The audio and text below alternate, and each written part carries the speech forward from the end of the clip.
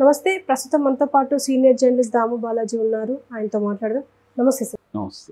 ఏపీలో ఒక రకమైన రాజకీయాలు నడుస్తున్నాయి. ఇప్పుడు ప్రస్తుతం కొట్టుకోవడాలు జరుగుతున్నాయి, దాడులు. ఈ కుప్పంలో కావచ్చు, మంగళగిరిలో కావచ్చు, ఎందులో చూసుకున్నా, ఏ నియోజకవర్గంలో చూసుకున్నా ఏదో ఒక దగ్గర దాడులు జరుగుతున్నాయి. అటు వైసీపీ వాళ్ళ పైన లేదా టీడీపీ వాళ్ళ పైన కానీ. ఎందుకు అంటారు అసలు? గత కొన్ని రోజుల నుంచి ఇవి జరగడం మొదలైంది. నిన్న కూడా మనం చెప్పుకున్నాం. బాపట్లలో కోన రఘుపతి వాళ్ళ బంధువు, అక్కడ అభ్యర్థి, అతను ఒక కత్తి రాజేష్ అనే ఒక దళితుడిని పోలీస్ స్టేషన్లోనే కొట్టిన సంఘటన నిన్న జరిగింది. దాని మీద కేసు కూడా నమోదైంది. ఆ సిఐని కూడా సస్పెండ్ చేశారు పోలీస్ స్టేషన్. సో అది మొన్న జరిగింది. నిన్న చాలా చోట్ల వైలెన్స్ జరిగింది. ముఖ్యంగా పల్నాడులో రెంటచింతల గ్రామంలో ఒక టీడీపీ బూత్ ఏజెంట్లుగా ఉండడానికి ఎవరో రెడీ అయ్యారు ఇద్దరు. వాళ్ళ ఇండ్ల మీదకి వెళ్ళి వైసీపీ వాళ్ళు దాడులు చేశారని చెప్తున్నారు. అక్కడ వెహికల్స్ను కూడా ధ్వంసం చేశారు. ఆ విజువల్స్ అంతా కూడా బయటకు వచ్చాయి. వాళ్ళ ట్రాక్టర్ని ధ్వంసం చేశారు. వాళ్ళు భోంచేస్తామంటే భోజనాన్ని కూడా తట్టని ఆ ప్లేట్ని కాలుతో తన్ని వాళ్ళని కొట్టారని. సో వాళ్ళల్లో ఒకరు సీరియస్గా ఉందని చెప్తున్నారు. అది రెంటచింతల్లో జరిగింది. దానికి సంబంధించి అక్కడ కారంపూడి పోలీస్ స్టేషన్ పరిధిలో సిఐ నారాయణ స్వామి మీద చర్య తీసుకోవాలని కూడా తెలుగుదేశం వాళ్ళు కంప్లైంట్ చేస్తున్నారు. బట్ ఇప్పటివరకు అయితే ఆ విషయానికి సంబంధించి చర్య తీసుకోలేదు, కానీ కేసులు అయితే పెట్టారు. అదనపు బలగాలను కూడా పంపించారు. అట్లాగే ఈసీ నుంచి ఒక ప్రత్యేక పర్యవేక్షకుడిని కూడా అక్కడికి పంపించారు, విశ్వేశ్వరరావు అనేసి. అట్లాగే కడప మండలంలో కోగొట్టం అనే చోట వైసీపీ టీడీపీ ఇద్దరు కూడా కొట్టుకున్నట్టుగా అక్కడ వార్తలు వచ్చాయి. అట్లాగే మచిలీపట్నంలో కూడా వైలెన్స్ జరిగిందని వచ్చాయి. కుప్పంలో ఆల్రెడీ ఏంటంటే చంద్రబాబుకి ఈసారి కొద్దిగా టఫ్గా ఉన్న పరిస్థితి అక్కడ ఉంది కుప్పంలో. అందుకనే భువనేశ్వర్ని అక్కడే ఉంచారు. సో చంద్రబాబు ఏంటంటే రాష్ట్ర వ్యాప్తంగా తిరిగాడు కాబట్టి అక్కడ కాన్సన్ట్రేట్ చేయలేకపోయాడు. బట్ వైసీపీ ఎప్పటి నుంచో అక్కడ కాన్సన్ట్రేట్ చేస్తుంది. సో అందుకని చంద్రబాబు కూడా అక్కడ టఫ్ అంటున్నారు. కాబట్టి అక్కడ కూడా పెద్ద ఎత్తున రౌడీలు దించి చేశారు. అట్లాగే తిరుపతిలో ముందు నుంచి కూడా అక్కడ ఆరణి శ్రీనివాసులు జనసేన అభ్యర్థి, ఆయన చిత్తూరు రౌడీలు తీసుకొచ్చి దాదాపు 30-40 మందిని అక్కడ అభ్యర్థులుగా ప్రకటించి అక్కడ నామినేషన్లు వేయించారని ఇటు భూమన కరుణాకర్ రెడ్డి, అంటే భూమన అభినయ్ రెడ్డి వాళ్ళ నాన్న భూమన అభినయ్ రెడ్డి అభ్యర్థి అక్కడ వైసీపీ తరఫున. సో వాళ్ళు ఆరోపిస్తున్నారు. వీళ్ళేమో రివర్స్లో వాళ్ళని ఆరోపిస్తున్నారు. అక్కడ తిరుపతి జిల్లాకు సంబంధించి కూడా 5 మంది సీఏలను కూడా అనంతపూర్కి అర్ధరాత్రి ట్రాన్స్ఫర్ చేసింది ఈసీ.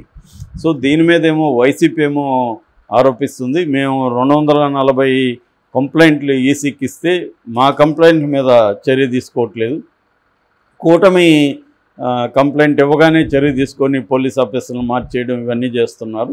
క్లియర్గా ఈసీ కూటమి తరఫున పనిచేస్తుంది అనేది వైసీపీ నాయకులు మల్లాది విష్ణు కూడా నిన్న కూడా ఆరోపించాడు.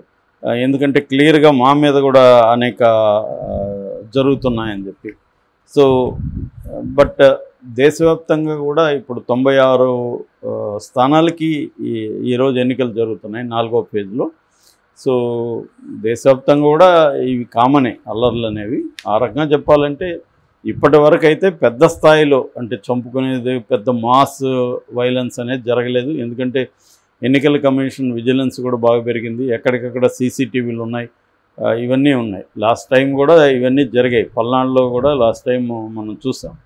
సో ఇప్పటి వరకు అయితే ఇవి అంత మేజర్ ఇన్సిడెంట్ అని చెప్పడానికి లేదు, కొంత మైనర్గానే మనం చూడాలి. అయినా కూడా ఈసీ సీరియస్గానే తీసుకొని ప్రత్యేక బలగాలను అక్కడికి పంపించడం, మిగతా రాష్ట్రాల నుంచి కూడా బలగాలను తీసుకొచ్చారు.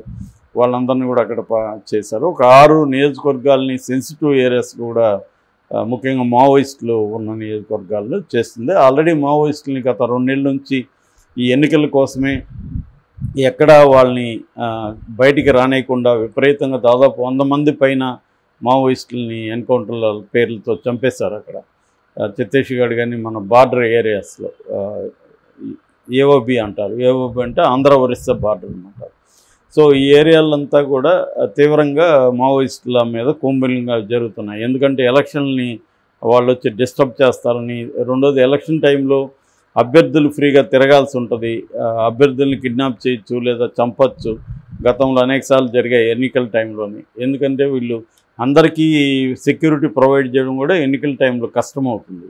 సో పెద్ద ఎత్తున సెక్యూరిటీ లేకుండా వీళ్ళు జనంతో కలిసి వెళ్తున్నప్పుడు మందుపాత్రలు పెట్టిన సంఘటనలు ఉన్నాయి, సో అటాక్ చేసిన సంఘటనలు ఉన్నాయి. అందుకని ఇక్కడ కూడా ఆంధ్రప్రదేశ్లో ఒక 6 నియోజకవర్గాలు మాత్రం సెన్సిటివ్ ఏరియాస్గా ప్రకటించి అక్కడ 4 లోపలే ఎన్నికలు కూడా ఓటింగ్ కూడా 4 గంటల లోపలనే ఫినిష్ చేస్తున్నారు అన్నమాట. సో ప్రత్యేకంగా అక్కడ ప్రత్యేక పారామిలిటరీ ఫోర్సెస్ని అక్కడ మోహరించి వాటి ఆధ్వర్యంలో ఎన్నికలు జరుగుతున్నాయి. సో ఓవరాల్గా అయితే ఇప్పటి వరకు మనకు అందుతున్న సమాచారాన్ని బట్టి పెద్ద మేజర్ వైలెన్స్ అయితే ఏమీ జరగలేదు. ఇవన్నీ కొంత మైనర్ అని చెప్పొచ్చు. దీని మీద కూడా మళ్ళీ వైసీపీ మీద తెలుగుదేశం వాళ్ళు ఆరోపిస్తున్నారు, వైసీపీ వాళ్ళు పోలీసులు అండ చూసుకొని కొడుతున్నారని. కొంతవరకు అది వాస్తవమే కావచ్చు, ఎందుకంటే అధికారంలో ఉన్న పార్టీకి సహజంగానే పోలీసులు అక్కడ హెల్ప్ చేసే అవకాశం ఉంది. ఆ రకంగా జరుగుతున్నాయి. అందుకని ఇప్పుడు మనకి గత కొంతకాలంగా 4-5 రోజుల నుంచి చూస్తే అనేక మందిని సస్పెండ్ చేస్తుంది పోలీసుని, లేదా ఒక జిల్లా నుంచి ఇంకో జిల్లాకు మారుస్తుంది. సో ఆ రకంగా కూడా రాత్రికి రాత్రే 5 మంది సీఏల్ని మార్చింది. అందులో అంజు యాదవ్ అని అప్పట్లో పవన్ కళ్యాణ్ ఇక్కడ నుంచి అది పనిగా పోయి తిరుపతిలో ఆమె మీద కంప్లైంట్ ఇచ్చాడు. ఎందుకంటే వాళ్ళ జనసేన నాయకుల్ని ఆమె పబ్లిక్గా చంపదెబ్బలు కొట్టడం ఆ వీడియోలు అందు బయటకు వచ్చాయి.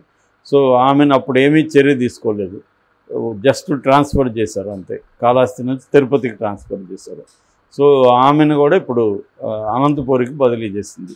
అనంతపూర్లో అయితే ఎన్నికల డ్యూటీ అయితే ఇచ్చారు వాళ్ళకి, బట్ అనంతపూర్కి వెళ్ళమన్నారు. ఎందుకంటే తిరుపతిలో వీళ్ళందరూ కలిసి అక్కడ కూటమికి యాంటీగా పనిచేస్తున్నారు, పెద్దిరెడ్డి ఆధ్వర్యంలోనూ ఈ పోలీస్ డిపార్ట్మెంట్ ఉంది అనేది అక్కడ ప్రధానమైన విమర్శలు. సో ఓవరాల్గా తీసుకున్నప్పుడు ఎన్నికల వైలెన్స్ అనేది ఆ స్థాయిలో లేదని చెప్పుకోవచ్చు.